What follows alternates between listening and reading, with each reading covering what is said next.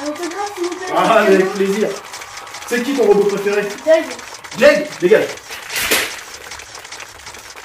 Sophie, s'il vous plaît. Ah, mais avec plaisir. Hein. Et c'est 5 balles, hein. Eh, mais 5 balles. Non. Tu peux dédicacer la figurine? Ah, mais avec plaisir, avec plaisir. Ouais, guetteur. Oh, bah, merde.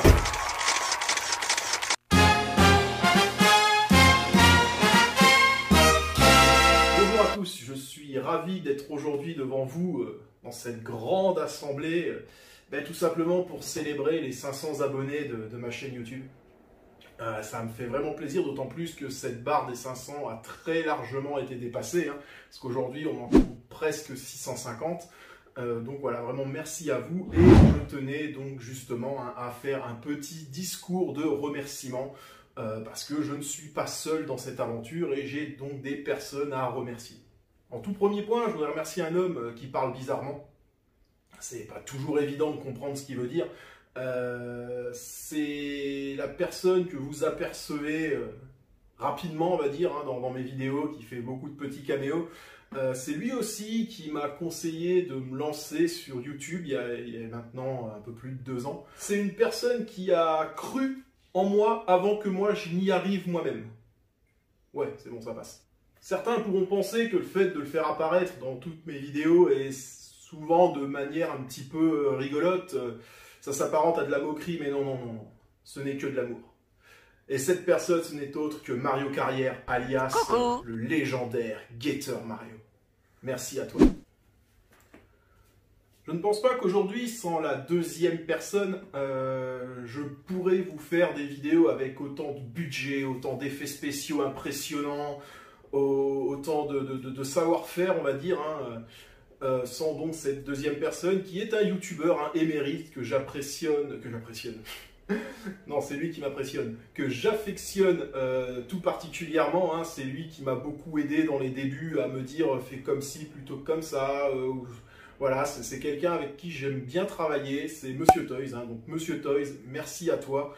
On a déjà fait des petites choses ensemble sur YouTube et sur le plan de la vidéo. Et enfin, vous m'avez compris, il n'y a rien de sexuel entre nous, hein, mais voilà, c'est juste... Ok, donc voilà, merci à Monsieur Toys pour m'apporter son savoir et son expérience dans mes vidéos.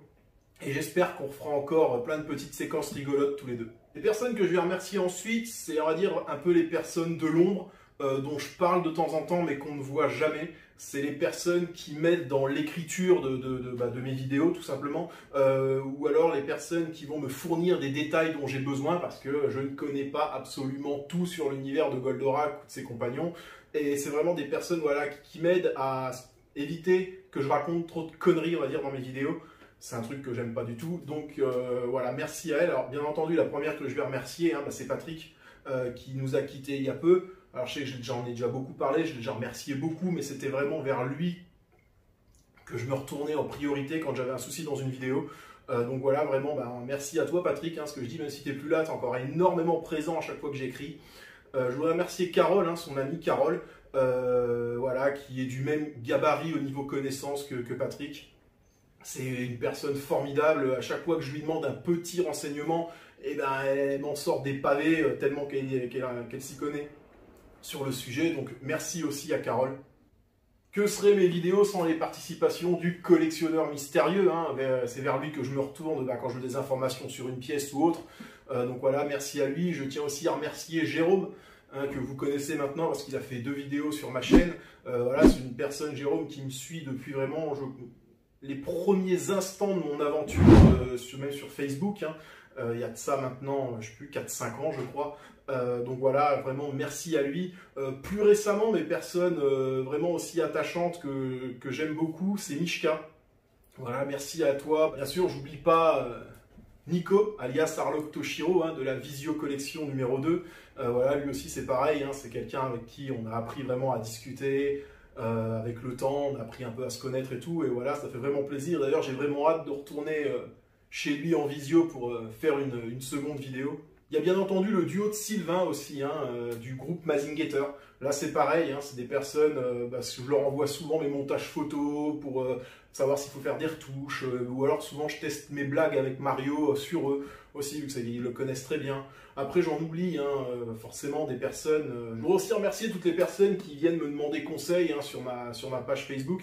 Ça fait toujours plaisir, ça me donne de l'importance, on va dire en quelque sorte. Non, mais c'est vrai que c'est vraiment sympa, je suis quelqu'un qui adore échanger, et ça me fait vraiment plaisir, voilà, que des personnes viennent me demander conseil. Il y a eu le cas récemment d'une personne qui cherchait des cadeaux pour son frère, et donc voilà, je lui ai conseillé toute une gamme de cadeaux, et je pense que son frère, voilà quoi, il doit être heureux d'avoir un frère comme lui. Donc voilà, donc merci à vous, alors j'en oublie, hein, forcément, mais merci à vous d'être là, de me suivre et de partager cette aventure avec moi. Un dernier merci, hein, pour les collectionneurs qui m'ont ouvert les portes de chez eux, alors que ce soit en virtuel ou en réel, hein, pour réaliser les visio-collections. C'est vraiment un format qui me tient à cœur, j'espère vraiment pouvoir en réaliser beaucoup et vraiment diversifier les sujets. Donc vraiment encore une fois merci à vous, parce que on va dire, je pense que la chaîne YouTube peut prendre un autre tournant avec ce format de vidéo, et ce sera vraiment en partie grâce à vous, parce que moi tout seul je ne pourrais pas le faire. Alors, je pense avoir fait le tour, hein, des remerciements, je sais que j'ai dû oublier des personnes, forcément. Mais bon, je voudrais pas que cette première partie de vidéo soit non plus trop longue, hein, parce que maintenant on va passer à la réponse donc, des questions qui m'ont été posées pour la FAQ des 500 abonnés. Et merci à moi, parce que je suis trop génial tout simplement.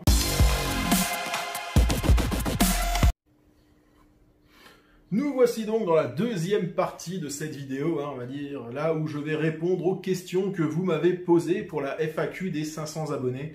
Alors j'avais dit dans la vidéo où j'annonçais la FAQ des 500 qu'il y aurait une FAQ pour les 750, mais étant donné qu'on est déjà à 630-635 abonnés, j'en ferai pas 750, parce que bon, si jamais on franchit le cap d'ici 2 mois, ce que j'espère, il n'y aura pas forcément vraiment de nouvelles questions à faire. Donc non, on se refera vraiment une grosse séance FAQ, tout simplement pour les 1000 abonnés, où là voilà, on fera vraiment j'essaierai de faire un truc assez énorme quand même pour ça.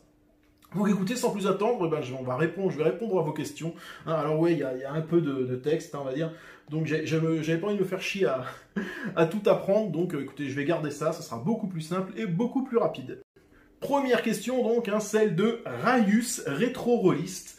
Alors c'est une personne que j'ai rencontrée lors d'un événement rencontre, on va dire, youtubeur dijonnais. Donc d'ailleurs je vous mets le lien de sa vidéo, hein, si vous voulez aller voir ce qu'il fait. C'est quelqu'un qui fait beaucoup qui tombe beaucoup sur les jeux vidéo, mais aussi des trucs assez intéressants sur les pièces de théâtre tirées des jeux vidéo ou même des mangas. Voilà, donc allez voir sa chaîne, c'est intéressant, c'est complètement différent, mais c'est intéressant. Alors, il me pose la question suivante. Tu penses diversifier ton contenu, jeux vidéo, avis ciné, séries, livres, etc. en restant dans le thème Goldorak? Alors oui, j'y pense à me diversifier, hein. C'est vrai qu'en plus de ça, les visio-collections, ça marche vraiment pas trop mal. Je suis vraiment content de ce format, parce que ça fait vraiment plaisir à tout le monde, hein. Ça me fait plaisir à moi de rencontrer, bien entendu, des collectionneurs. Ça fait plaisir aux collectionneurs de montrer leur collection, et je pense que ça vous fait vous aussi plaisir de découvrir ces collections. Donc non, c'est vraiment un format que j'aime beaucoup. J'aimerais accélérer vraiment la cadence et en proposer au minimum une toutes les 2 semaines. Hein, donc voilà, si vous voulez passer dans Visio Collection, hein, écoutez, n'hésitez pas à me contacter. Le lien est dans la description, hein, pour savoir comment faire pour passer dans Visio Collection. Alors dans les choses que tu m'as énumérées, je planche déjà sur certains sujets, hein, oui, pour me diversifier un petit peu dans le Goldorak. Je travaille même déjà sur certains sujets que tu as énumérés, mais on va pas en parler, hein. Voilà, je garde ça pour moi pour l'instant. Et sinon, oui, vraiment me diversifier, parce que faut bien avouer que j'ai commencé par faire des reviews, présenter des pièces, mais au final, ça m'amuse quand même de moins en moins. Hein, c'est vrai que c'est toujours le même schéma, et donc je m'ennuie un petit peu vraiment dans la review de pièces. Donc je pense qu'il y en aura toujours sur ma chaîne quand je recevrai des pièces, mais je vais vraiment essayer de me diversifier et de m'amuser, parce que le but d'un youtubeur, hein, moi ce que je dis, je prétends pas devenir célèbre, je m'en fous, mais vraiment mon but principal, c'est de prendre du plaisir, de m'amuser et de faire des choses rigolotes et intéressantes.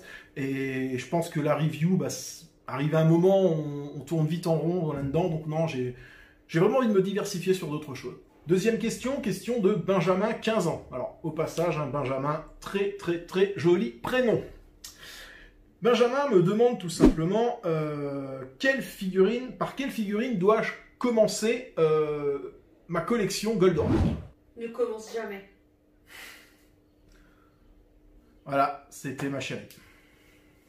Aujourd'hui, je pense que si tu veux commencer une collection Goldorak, bon en plus tu as 15 ans, je me doute que tu n'as pas des moyens extraordinaires, hein. Bien sûr j'aurais pu te dire prends un King Hearts, mais bon c'est 250 ou 260 balles.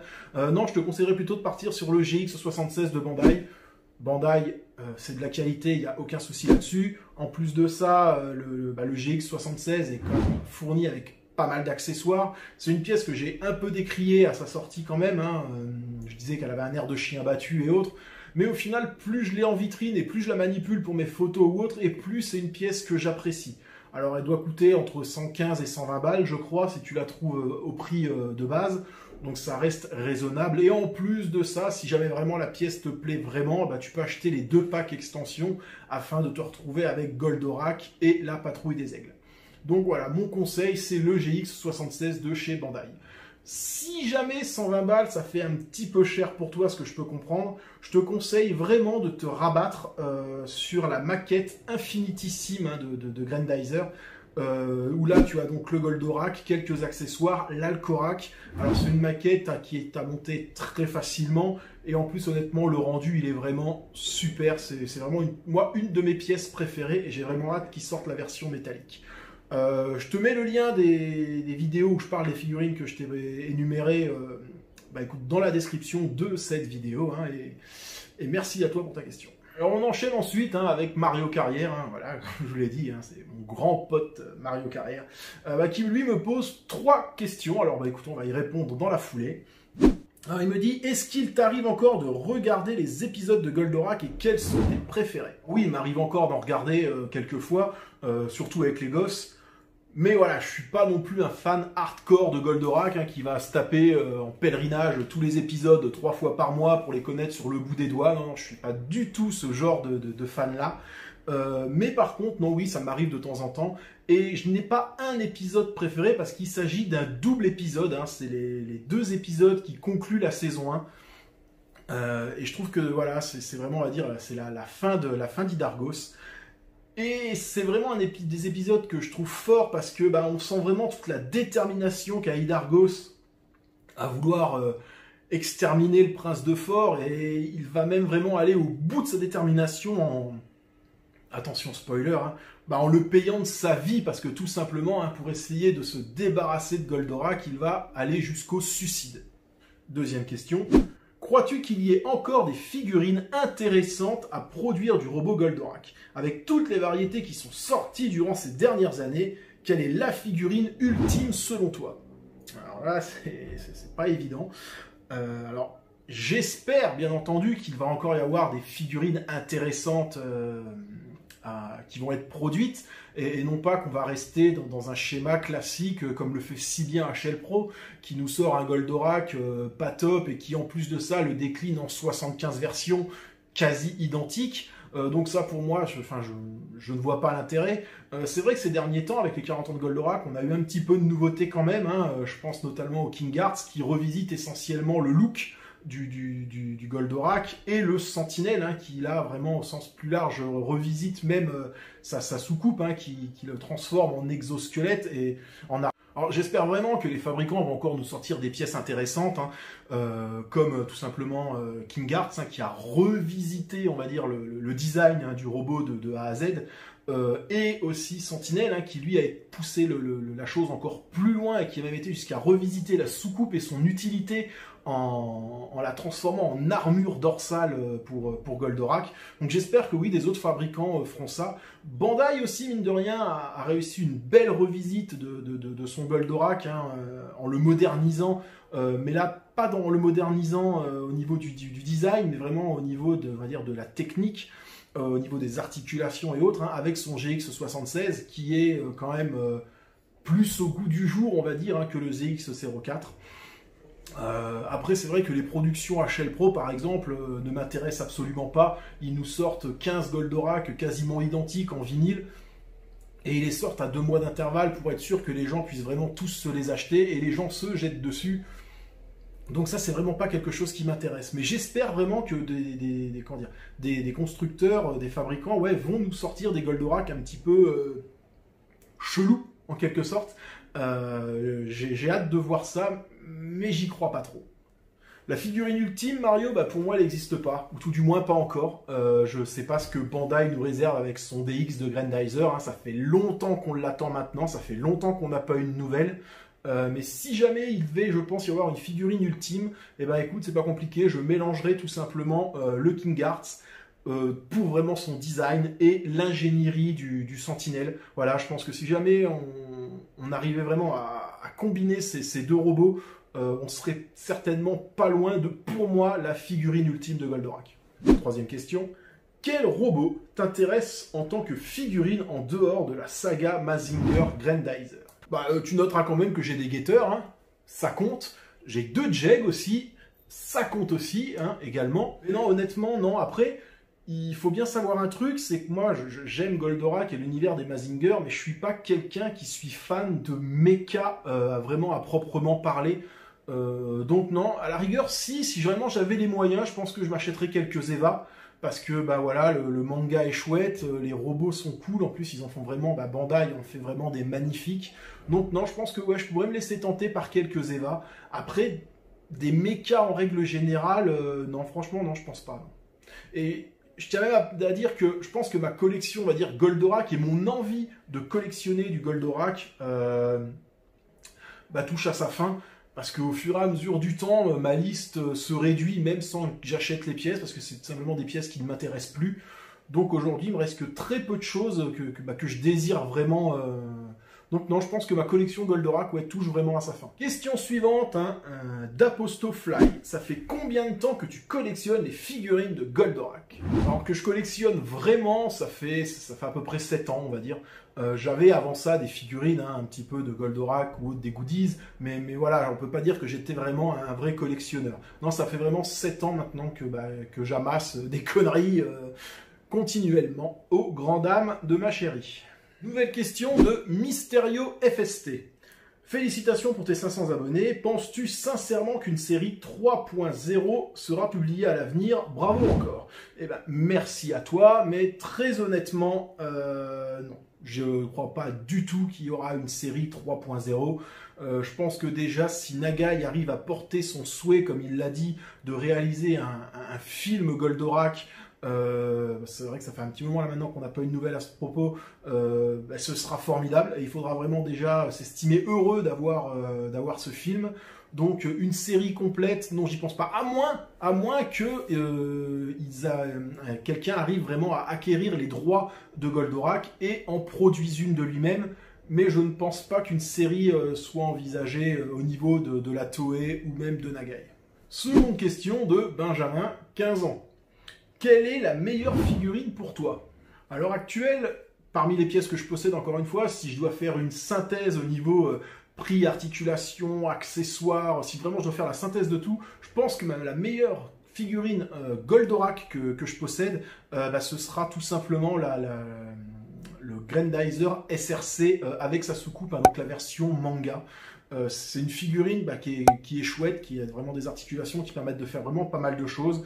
Et le fait qu'en plus la soucoupe est vraiment fine, super lisse et tout, à contrario d'HL Pro, on n'est pas obligé de couper le Goldorak en deux pour le mettre dans la soucoupe. Hein. Là encore une fois, Bandai va jusqu'au bout et nous permet vraiment de faire un arrimage de soucoupe, hein, tout simplement comme dans la série.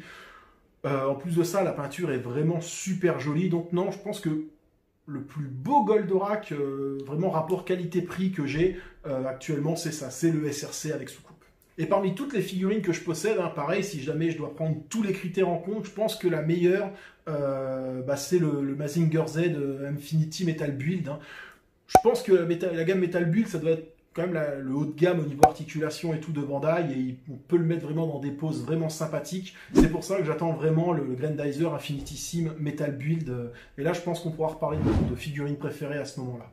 Alors, question de Fabien Pautre. Hein. Bonjour, préférez-vous le manga One Shot de Goldorak ou la version de Ota? c'est pas simple de répondre à cette question parce que si tu veux, j'ai redécouvert Goldorak dans mon adolescence tardive, même mon adolescence presque on pourrait dire, avec donc ces fameux mangas, ces 4 volumes hein, de Ota. J'ai vraiment que très peu de souvenirs à l'époque de Goldorak en version animée, parce que je l'ai vraiment pas connu beaucoup. Et j'ai longtemps cru donc que cette version de Ota, en fait, était simplement la même que la version animée. Et donc pour moi, voilà, Goldorak, la véritable histoire de Goldorak, pour moi, a longtemps été ces quatre volumes. Et il y a un tel pessimisme pour la race humaine à l'intérieur et tout ça, que j'ai vraiment trouvé ça génial. Le one-shot de Goldorak, je l'ai connu plus tard, quand il est tout simplement sorti chez Black Box. Et là, j'ai vraiment apprécié, déjà que ce soit Nagai qui le dessine, Nagai qui l'écrive, le fait qu'on y retrouve les 2 Mazinger avant Goldorak, mais c'est un one-shot, ça manque de développement forcément pour un one-shot. Donc, je pense que si jamais vraiment non, je devais choisir juste entre donc, les 4 tomes et le one-shot, et ben, je prendrais les 4 tomes. Parce que voilà, comme je te dis, il y a plus de développement de personnages à l'intérieur. Et en plus de ça, le final de cette histoire hein, hollywoodien, on pourrait dire, est vraiment excellent. Et j'aime beaucoup ça. Quoi. Nouvelle question de Benjamin, 15 ans. Y aura-t-il de nouvelles sorties de figurines cette année? Alors, de figurines à proprement parler, je ne crois pas. De trucs pas top HL Pro, oui, il va y en avoir tout au long de l'été, je crois, normalement. Ils vont nous sortir des versions vinyles 40 cm quasi identiques, mais suffisamment différents pour pousser les gens à l'acheter. Hein, voilà. Donc, mais vraiment, non, si on parle vraiment de vraies figurines articulées, je ne crois pas que ce soit prévu pour cette année. Question de Manu Militari. Si tu devais garder un seul objet Goldorak que tu as dans ta collection, lequel ce serait? C'est effectivement une question que je pose à chaque fois que je fais une visio collection aux collectionneurs.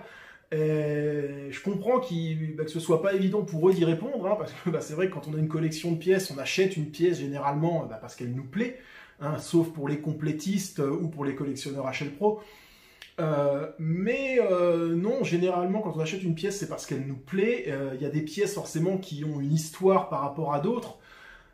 Donc si jamais vraiment je devais en choisir une seule, c'est pas simple, mais je pense quand même que je garderai là-dessous. Hein, voilà, parce que c'est pas parce que c'est la plus chère ni rien, mais comme le disait Nico dans la visio collection numéro 2, c'est une pièce de collection que tu peux mettre dans un salon sur un piédestal et les gens ne vont pas s'étonner ou autre. Puis bon, en plus, voilà, comme je l'avais expliqué lors de l'unboxing, c'est une pièce qui a une petite histoire en rapport avec mon père qui n'est plus aujourd'hui. Donc, je suis attaché à plein d'autres pièces. J'ai des autres pièces qui ont des histoires intéressantes, mais vraiment, non, je pense que ce serait la Tsume quand même, que si je devais garder qu'une seule pièce, ce serait la Tsume. Deuxième question. Quelle est pour toi la pièce ultime que tu désires plus que tout? Honnêtement, pour l'instant, j'ai réussi quand même à avoir toutes les pièces que je souhaitais, donc je vais pas vraiment pouvoir te répondre.